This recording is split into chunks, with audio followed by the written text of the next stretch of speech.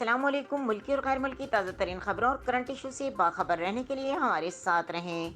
रुक करेंगे इस्लामाबाद का। रियासत पाकिस्तान आग और खून का दरिया से होकर निकल आई है। रियासत पाकिस्तान आग और खून के दरिया से होकर निकली है। फवाद चौधरी वफाकी वजीर इत्तलात और नशरियात फवाद चौधरी का कहना है कि रियासत पाकिस्तान एक आग और खून के दरिया से होकर निकली है। वजीर आजम के बयान को लेकर काफ़ी गुफ्तगू हो रही है। अपने बयान में फवाद चौधरी ने कहा कि हमने हज़ारों लोगों की कुर्बानियाँ दी हैं। कुर्बानियों के नतीजे में हमने अलकायदा जैसी दहशतगर्द तंजीमों को शिकस्त दी। वजीर इत्तलात ने कहा कि कुर्बानियों के नतीजे में भारत के रेशा दवानियों को मुकम्मल तौर पर ख़त्म किया। अल्हम्दुलिल्लाह पाकिस्तान पहले से ज़्यादा मजबूत और पुरअज़्म खड़ा है। फवाद चौधरी ने कहा कि रियासत की पॉलिसियाँ एक मखसूस पस मंज़र में बनती हैं। जो पाकिस्तान से वफादारी का अहद नहीं निभा सके वो ये अहद निभाने वापस आना चाहते हैं। वजीर इत्तलात ने कहा कि बलूचिस्तान में 3,000 से ज़्यादा नाराज़ लोग वापस आ चुके हैं।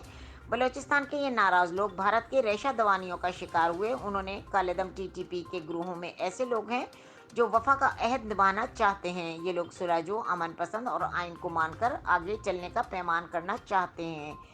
फवाद चौधरी ने कहा कि ऐसे लोगों को ये मौका देना चाहिए कि वो ज़िंदगी के धारे में वापस आ सकें। वज़ीर आज़म ने जो उसूल वज़ा किए इनके ऊपर आगे बढ़ना चाहते हैं।